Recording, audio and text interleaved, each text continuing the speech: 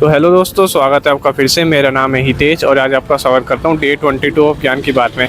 आज मैं एक पर्सनल एक्सपीरियंस शेयर करूँगा कि जैसे जो भी डोपामाइन होता है ना, वो जैसे हम एक फीडबैक लूप में फंसे हुए हैं डोपामाइन के। मतलब हम उसे बार बार रिलीज़ करते रहते हैं छोटी छोटी चीज़ को करने में। मतलब चीप डोपामाइन आजकल जो भी है ना हमारे आसपास बहुत ज़्यादा है। मतलब अगर मैं सीधा एग्जांपल की बात करूँ तो जैसे रील स्क्रॉल करना है, वो एक चीप डोपामाइन है। वो बहुत आसान है लेना। मतलब जो डोपामाइन होता है ना, वो जब रिलीज़ होता है जब हमें माइंड को प्लेजर मिलता है, और जब प्लेजर मिलेगा तो वो डोपामाइन रिलीज़ होगा तो और हमें रिवॉर्ड की खुशी होगी।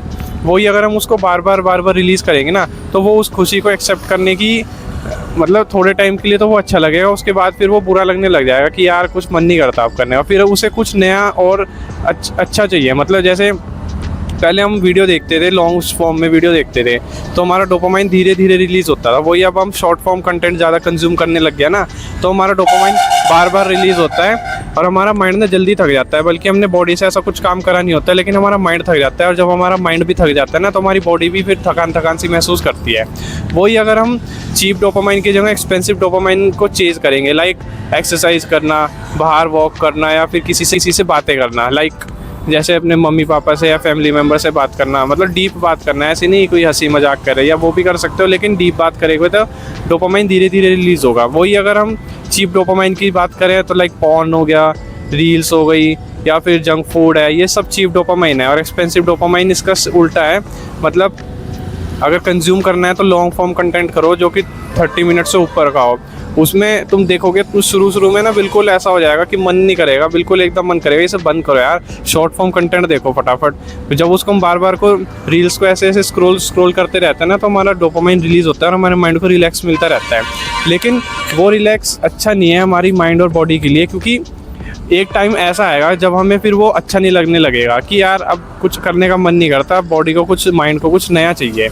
वही है। तो ये हम लूप में फंसे हुए हैं। हम ऐसी आदतें हम अपने डे टू डे लाइफ में बना चुके हैं जो कि चीप डोपामाइन के ऊपर डिपेंडेंट करती है। वही अगर हम उसे एक्सपेंसिव डोपामाइन में शिफ्ट कर देंगे ना, तो हमें जीने में लाइफ को और मज़ा आएगा। प्लस हमारा जो डोपामाइन है ना, वो सेफ रहेगा बार रिलीज़ होने से। और जब डोपामाइन रिलीज़ होगा, माइंड थक जाएगा, तो बिना कुछ करे बॉडी भी थक जाएगी। तो तुम्हारी इंपॉर्टेंट एक्टिविटी है, लाइक कुछ स्टडी करना या फिर जॉब करना या बिज़नेस करना, तुम उस पर ध्यान कम दोगे और इस चीज़ पे ध्यान ज़्यादा दोगे कि मैं रील्स कब स्क्रॉल कर लूँ।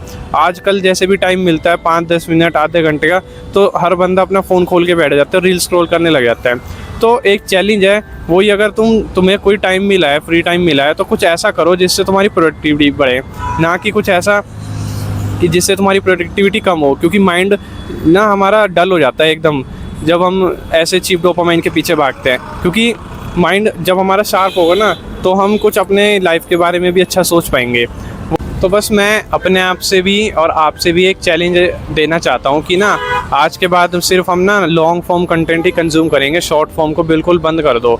बहुत ज़्यादा मतलब कुछ देखना हो तब की बात अलग है, मतलब कुछ इंपॉर्टेंट देखना हो, वरना शॉर्ट फॉर्म तो बिल्कुल बंद ही कर दो। मैं तो सिर्फ लॉन्ग फॉर्म कंटेंट देखता हूँ, शॉर्ट फॉर्म ना मैंने बिल्कुल बंद कर दिया है। कभी कभी हो जाता है वो माइंड एकदम भूल जाता है, अपनी पुरानी आदत है ना शॉर्ट फॉर्म कंटेंट देखने की, रील स्क्रॉल करने की, तो कभी कभी माइंड भूल जाता है। वरना मैं पूरी कोशिश करता हूँ कि मैं सिर्फ लॉन्ग फॉर्म कंटेंट ही देखूँ जो कि 30 मिनट से ऊपर का है।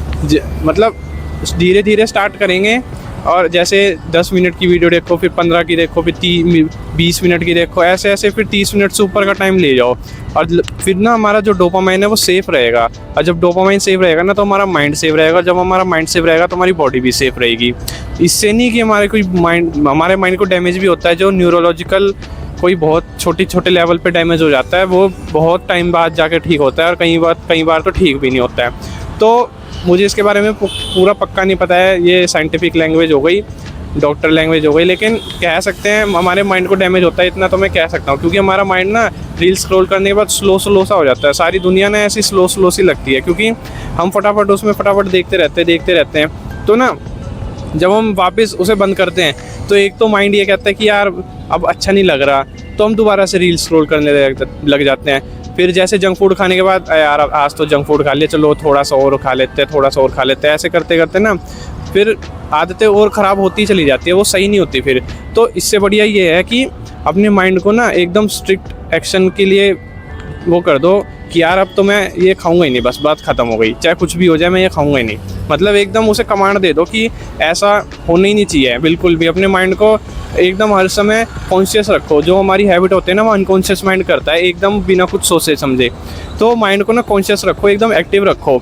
तो जब हमारा माइंड एक्टिव रहेगा ना तो हमें पता होगा खुद कि हम अपनी एक्टिविटीज़ क्या कर रहे हैं। जब हमारा माइंड अनकॉन्शियस हो जाता है ना तो वो एक्टिविटी वो करने लग जाता है जो उसे आदत हो चुकी है कि यार ऐसा होगा तो ऐसे ही करना है, सुबह लेट उठना है, फिर जंक फूड खाना है, बाहर जाना है, टाइम पास करना है। अगर हम अपने माइंड को कॉन्शियसली ट्रेन करेंगे ना तो माइंड हमारे हाथ में होगा कि हमें क्या करना है और क्या नहीं करना है। तो हम वो एक्टिविटी कम से कम करेंगे जो कि हमें अपने आप करनी है। जो इंपॉर्टेंट एक्टिविटी है वो तो हम करेंगे, जैसे सुबह उठना है, ब्रश करना है, फ्रेश होना है, ये सब तो माइंड में चलता रहता है। ये नहीं जो मतलब हम एक्टिविटी अपनी लाइफ को बिगाड़ने वाली कर लेते हैं, जैसे खुद लेट उठना है या फिर लेट उठने के बाद फिर ब्रेकफास्ट स्किप करना है। तो ये सब एक्टिविटी हमारा माइंड अनकॉन्शियसली करता है। तो इसको हमें कमांड देनी है, तो हमें माइंड को कॉन्शियसली सोचना पड़ेगा और इसको हमें अपने हाथ में है ये कि हम इसको कैसे ट्रेन करते हैं। तो ये था डे 22 ऑफ ज्ञान की बात। जब तक के लिए स्टे कंसिस्टेंट। मिलते हैं आपको डे 23 में।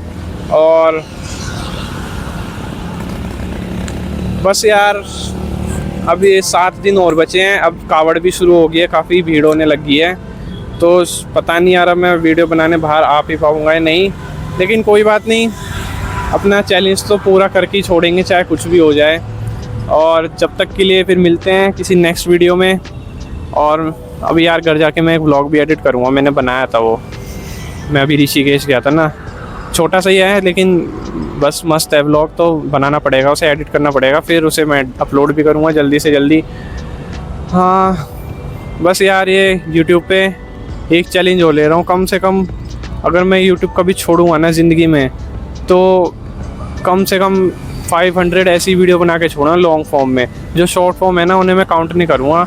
अपने आप से मैं चैलेंज लेता हूँ, अगर मैं यूट्यूब उससे पहले तो बिल्कुल छोड़ने नहीं वाला। मतलब 500 वीडियो मुझे लॉन्ग फॉर्म बनानी है। मिस्टर बीस्ट ने 100 वीडियो कहा था, लेकिन मैं कम से कम 500 बनाऊंगा।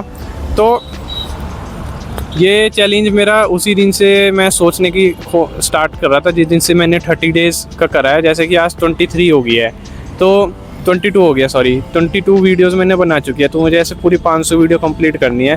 जब जाके मैं कहीं सोचूंगा कि अगर यूट्यूब पे ग्रोथ नहीं होगी तो उसे स्किप करते हैं, वरना उससे पहले कहीं मैं सोच नहीं रहा हूँ कि यार ये स्किप करेंगे यूट्यूब को। लेकिन ऐसा नहीं है कि सब कुछ यूट्यूब ही है, अपनी लाइफ में भी ध्यान देना पड़ेगा। और देखते हैं लाइफ में आगे क्या होता है। सब कुछ मैं यहीं बता देता हूँ आपको, मेरे साथ जो भी होता है, मेरा जो भी मन में रहता है। वैसे ऐसा कुछ नहीं है कि मैं आपसे कुछ छुपा रहा हूँ। और तब तक के लिए स्टे कंसिस्टेंट। मिलते हैं आपको डे 23 में। मिलते हैं। Okay, tata bye bye, see you.